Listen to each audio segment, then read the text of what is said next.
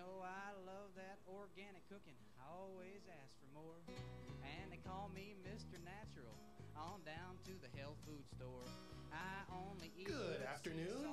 Regular listeners, you know that theme music. It means it's time for natural health coach Shelley Pagitt, and she's joined us in the studio today along with our fantastic guest host, Carla Barnhill. Welcome. Hi, Shelley. Thank you so much. Good morning. So glad to have you here. Happy Palm Sunday. Thank you.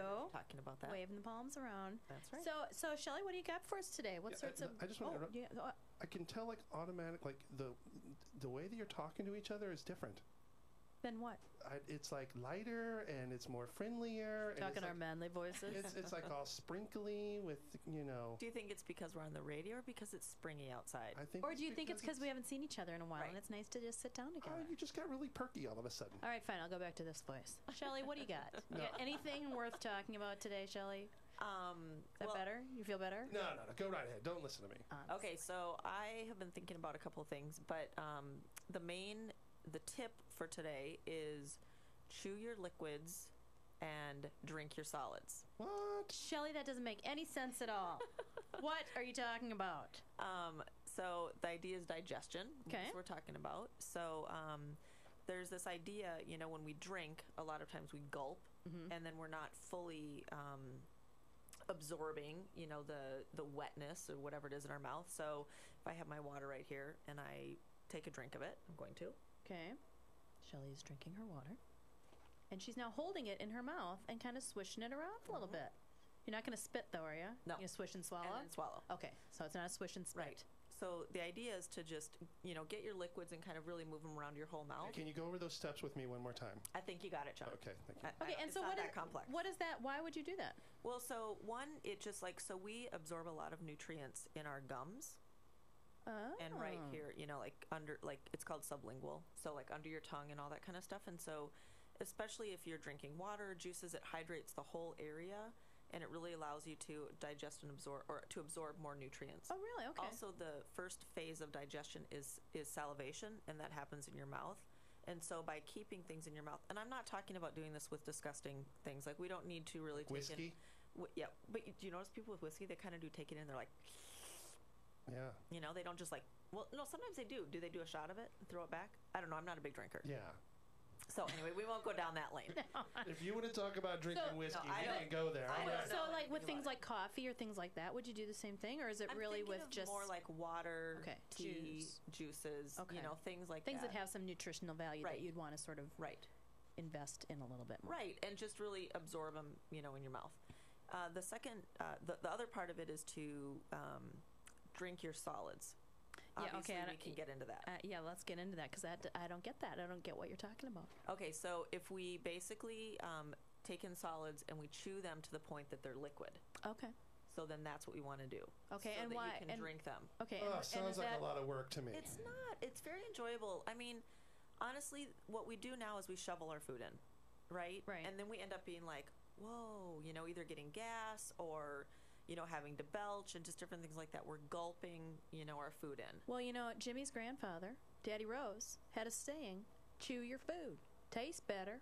Exactly. Lasts longer. Exactly. That's what we tell our kids. And just like that, you got to say it in a southern accent. Okay. Tastes better. But lasts you're longer. Much better with those accents. Well, than I am. I come back natural. Anyway, so let's go. So what does that accomplish? Is it sort of the same idea of getting more nutrients kind of absorbed in the process? Yep. It's Grandpa Rose. It's true. Daddy Rose. Daddy Rose. Yeah, it does taste. It does allow you to taste better. It activates all of the taste buds, so you can actually taste everything. And the activation of the chewing motion of it actually breaks down all of the food, so that one, it takes more time. Okay. We eat way too fast. It takes us 20 minutes for that food to work its way down into our stomachs, so that we're remotely feeling full. And if we gobble everything up really fast... It's all there before you feel full. Exactly. Then you keep eating more than you need to keep eating because you don't feel full yet, but you've already consumed, a lot. But and then you are like, why did I eat all of that? Exactly. Right? Because that horrid feeling. A half an hour later... then you feel it. But if you eat more slowly and really try to work those solids into a liquid, then you're going to absorb more. Okay, so it's not just, you don't just feel better about it, and it doesn't just help you kind of not overeat, but it really does have some nutritional benefit to do this, it sounds like. It does. So that same theory that you sort of you've got a piece of, like, we've all been at a nice meal where suddenly you're chomping on a piece of steak and you just cannot get it to break down, and you got to find the napkin. And, you know what I'm talking about? Yeah, I Where, totally you're like, do. I'm just Right, gnawing on this right. steak.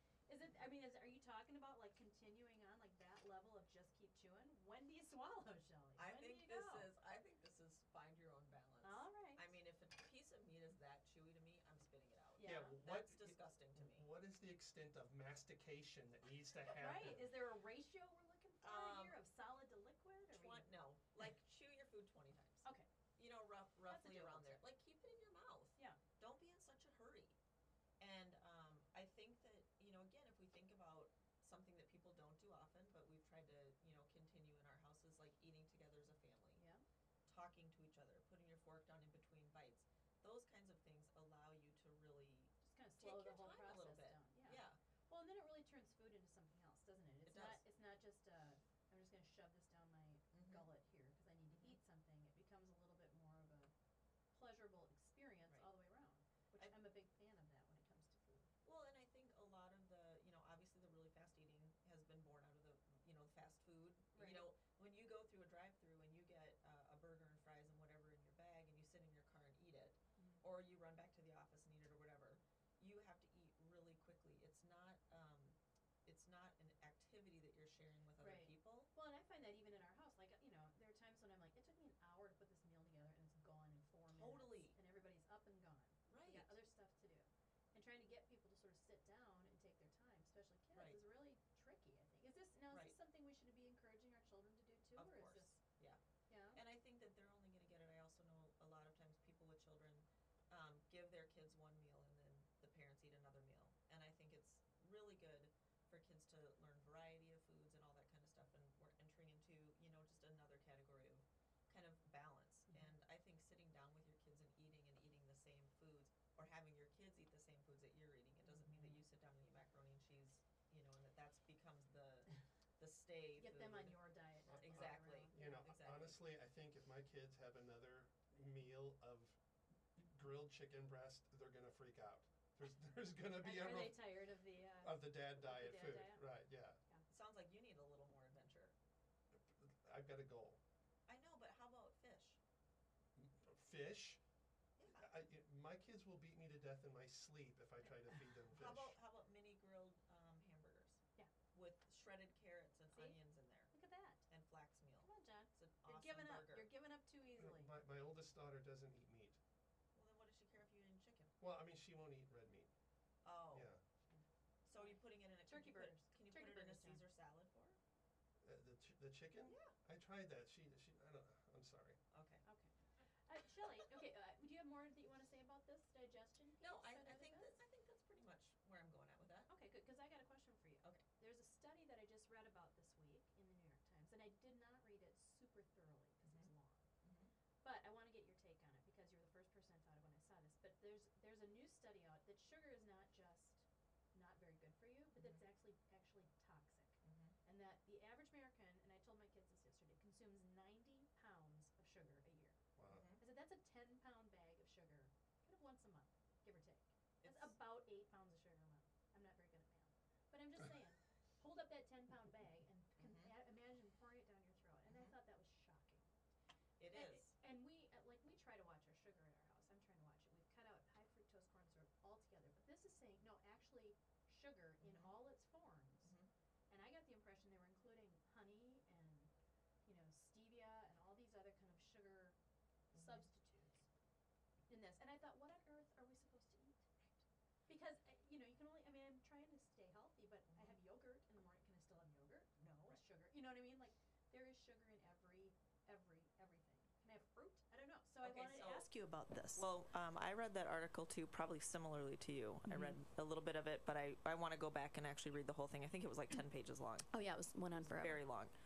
And really detailed, which I really appreciate. And then I try to take something from it that I can actually explain in general to people. Yeah. So I don't have a specific, take on that exact article, but I do want to couple it with. Did anybody see Jamie Oliver this week? Yes. So did you see the Food sugar thing revolution? with the with the bus? No, I missed that part. Okay, so he brought a school bus out, and it was really sad in LA. Like he had probably 2 dozen people there max. And they filled a school bus. They cut a hole in the top, and they brought in mounds and mounds and mounds of sugar. Yeah. And then filled a crane or a conveyor belt up, and then poured all the sugar in. And granted, it's totally gimmicky. Yeah. But at the same time, that was the amount of sugar that is served in food to the children of the LA school district in 1 week. Good grief. And it overflowed the bus. And it was pretty dramatic. Yeah. And I think that when I hear an article like that, like the toxic, sugar is toxic, I absolutely agree with it. And it just confirms to me, the things that I've been talking about for a long time. But it also leaves people in a state like you, well, now what? And then what? And so just some guidelines are what you've done. You already take out the processed sugar. So if we remove the white sugar, which is bleached, totally processed, totally bleached, nothing in it of good and toxic. And then we also remove the artificial sweeteners and the corn syrup and some other artificial stuff like food colorings and flavorings and all that. Then you're at least kind of at a little bit of a baseline. And then I feel like you talked about honey, but I feel like we need a little bit of natural sweetness. And I think that a study like this, though the natural sugars might do similar things to our blood sugars in terms of raising them, they're slower to come into our blood, and it can create a more balanced, we have to have something sweet. Well, that's what I'm thinking. And if we eliminate everything, if we eliminate, natural chocolate or natural honey or coconut or fruit like dates and things like that, then we feel really deprived. Right. Well, and that's what I'm thinking. People who are trying to live gluten-free or other things, I'm like, what's going to be left? Right. If you've given up red meat, sugar, gluten, what do you got? Dairy. Right. You got nothing left. I agree, but I think you can have spinach. What it really speaks to, so this is kind of a crazy thing, but that I've been thinking about. But even people looking for jobs now, this is a sad scenario, but because sugar is so toxic and because we are really thrusting forward to a high incidences of diabetes, way more than what there already is, because as these kids grow up and have these same patterns, it's just going to grow it in numbers. I think people should look into jobs that have to do with taking care of diabetics, whether it be seeing eye dogs. You see, this is a growing field. I mean, I'm not kidding. It's something that I think about when I watch blind people walking around with their sticks and their dogs, and when I'm starting to see more amputees and things like that. It is a really valid concern, and I'm thankful for articles like that, and I hope more and more people read them. Well, in this one too, it was talking about the liver in particular, and that's something I would love to hear more from you about in the future, is sort of the role of your liver in all of this, because it's an underrated organ, I think. I am Shelley? doing a liver flush as we speak. Excellent. And it's the lieutenant of the body. Yes, it is. Oh. And that is natural health coach Shelley Pagitt here on the Doug Pagitt Radio Show. We're enjoying some conversation and some lighthearted humor and on topics that are relevant to us today. Come on back, and we're going to have Janelle Parrish, and she's apparently really smart. Very. Very smart. And our cripes, come on, you got to be kidding me. Our cripes, come on, you got to be kidding me. Doug Pagitt Radio Show. By supporting the advertisers that support this station, you're keeping Minnesota's economy strong. By keeping your money in the local economy, you're supporting small, locally owned businesses that give